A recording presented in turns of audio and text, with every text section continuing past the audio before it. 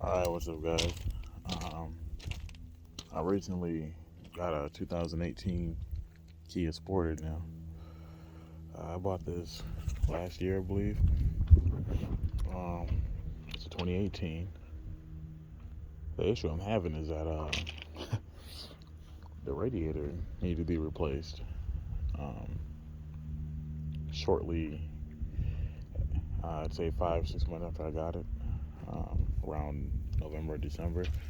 Uh, I was driving from coming back from the gym, and I hit or I was falling asleep while I was driving. I ended up hitting a pole, kind of like slanting, going off the road. I scratched right there. I dented up all right there. Now, I didn't break anything, as you can see. Didn't even mess up the condenser. And I can't tell if this happened from me or not, but here's the old radiator, and it's all bent up from the bottom. It's been leaking coolant for months, and I couldn't figure out why until I looked underneath and finally found it.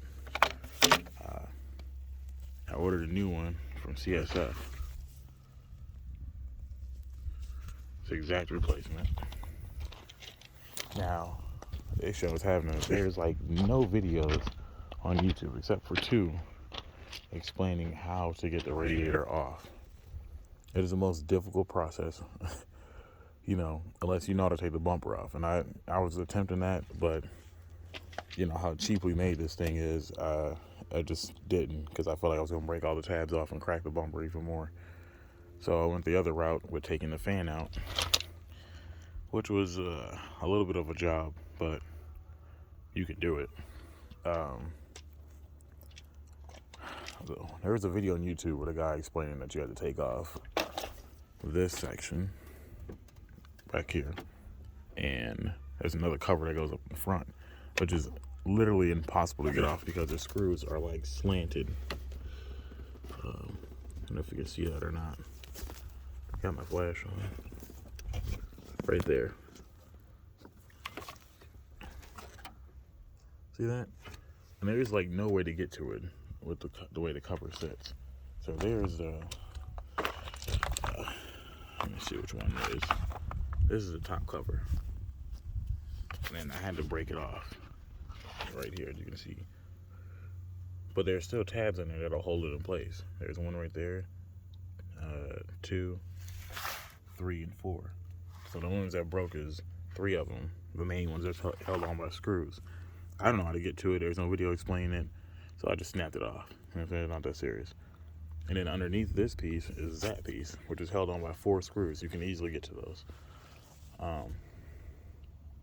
And then after taking that off, there's 2 little mount brackets inside, which is this one, and they're held on by 2 screws like this. I believe it's a 3/8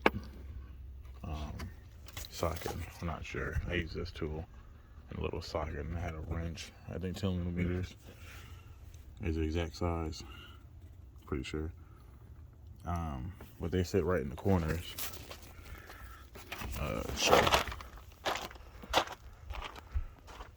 They sit like right there in the corner, and they bolt into that hole right there. Okay, so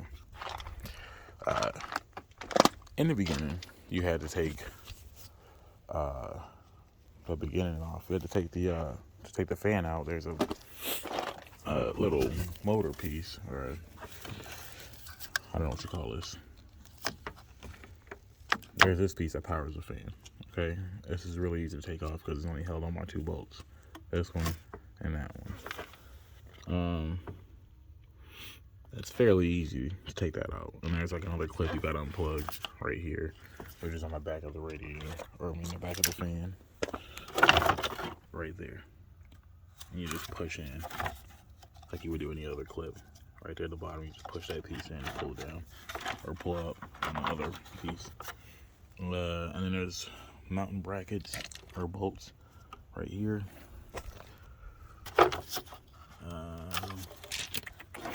There's one on each side, and the other ones just pop out. So you'll do this one, that one, and then you'll just pull up. And after you pull up, the idea is to pull it straight down from the bottom. Well, in the other video, the guy didn't say. The guy said it would just slip right out, which is a lie. It doesn't. For me, I had to come all the way down here in the corner, and you see that big old square piece right there? Yeah, I had to take that apart, and that was held on by these 4 bolts, or 5 bolts. I'm sorry, and that little clip. And then you have to. What will come out is be very careful with this too. There's 2 bolts on this piece, and then you have to like turn it to pop it off with this little gasket right here. Sorry, right there. And then there's another one also you got to pop out. You just wiggle a little bit, it comes out. It won't break. Now this one, I say you have to be careful with, because inside is a spring and a little gold piece in the bottom. Both of those come out. Okay, so just be cautious, because it'll pop out, and you need that, because it's a vital part to your coolant. I had to move that out the way in order to get the fan out the way, because what was happening was when I slide it down, it was snagging against this metal bar. Obviously, you can't take that off. So I just undid the whole thing, and the only thing back there is that. You know what I mean? You can move it up and back and forth freely. You know, I'll bolt that back later. Also, when you get down here, so you get this little cover off, this little cheap piece of crap. There's 4 screws, I believe, holding it. Oh. Or 2. There's one right there, one right there, and then the rest are like push tabs. That look like these.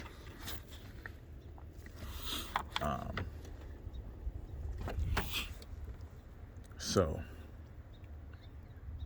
once you get the fan out, then you have to take the radiator out, okay, or unbolt the radiator. So all those steps I told you, I'm sorry, not the best at explaining this, but all those steps I told you to get the radiator out, it was a pain. It was very difficult, and I also had another issue with. I'm sorry, real quick.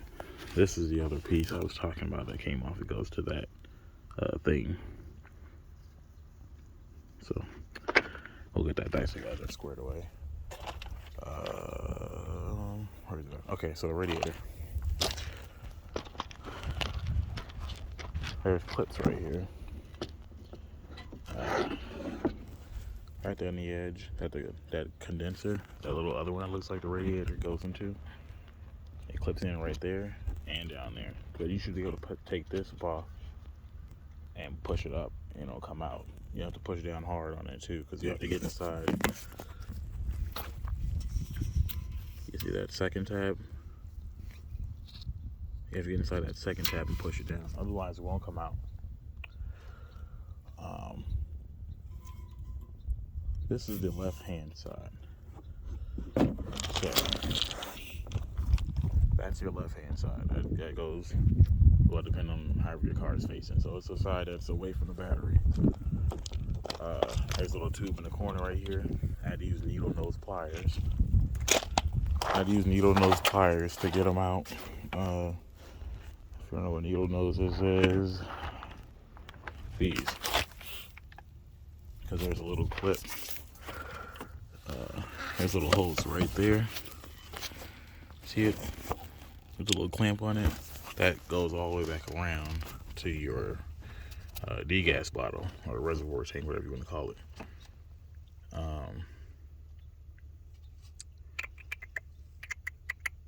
You need to take that off. I also had to. My other problem was when I was trying to slide the radiator out, it kept hitting that old air conditioner lines. From what I read, it's extremely dangerous to take those off, especially if you don't like get all the Freon out, and I just don't want to deal with that. So since you're putting a new radiator in, here's what I did. What kept hitting it was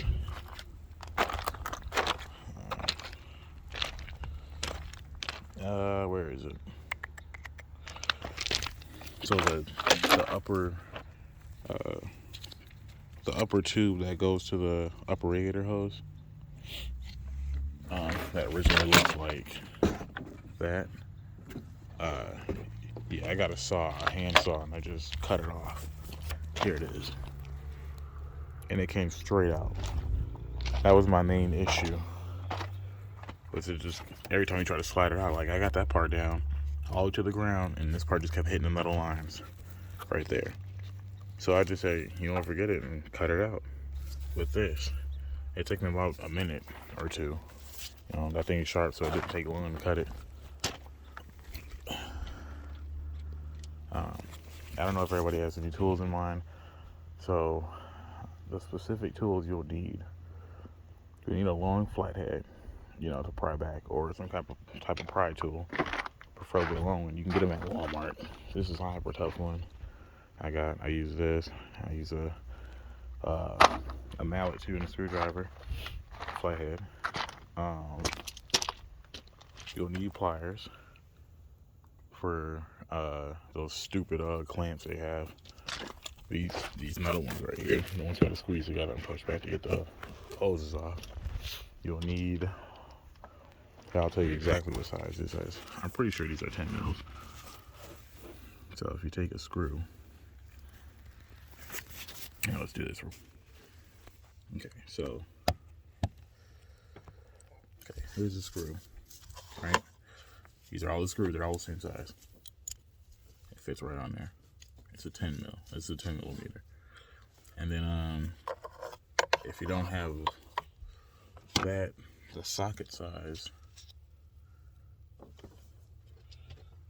Hold on. I'm pretty sure this is the right socket size, which is 1332. Fits right in there. 1332. Also came from Walmart. This is Stanley, I believe.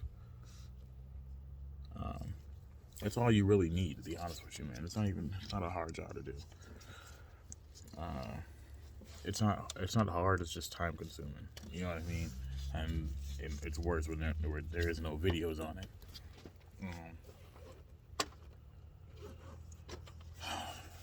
My best bet or info for you guys is watch that other guy's video first. There's another video on YouTube with him explaining, you know, the right way or the right steps in order to follow to get to it, to get it off. You know what I mean? I'm just describing the parts that I went through that I had to figure out that he didn't mention in his video.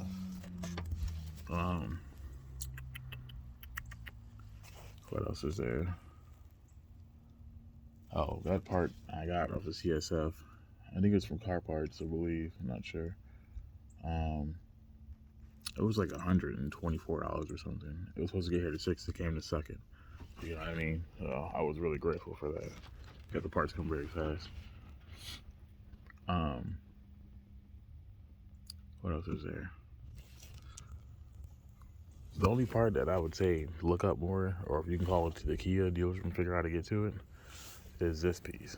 Because I really didn't want to break that off, but there was no choice.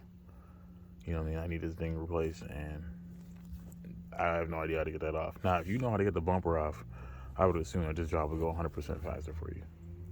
Because it's designed for you to hit the bumper off, because then everything's accessible. Like, this whole piece is just one big old bumper. You know what I mean? So once you pop that off, you'll have access to the entire front radiator. You know what I mean? You want to slide it down, you can just pull it straight out, and it makes the job 100% easier. But I've never taken a bumper off before, and I feel like I just felt like that was my first method at first, and I just felt like it was gonna break, so I didn't mess with it. You know what I mean? And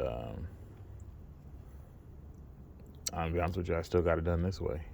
Now the difficult part is going to be putting it back in, without damaging the radiator, because I'm going to just slide it from the bottom again. So that'll be a little challenging. Make sure you keep up with all your bolts. Also, there's a little screw. It's black. It's hard to tell. There's a little screw right here. This is how you drain the radiator. You don't want all that coolant, you know, getting, if you got animals, I have a dog, you know what I mean?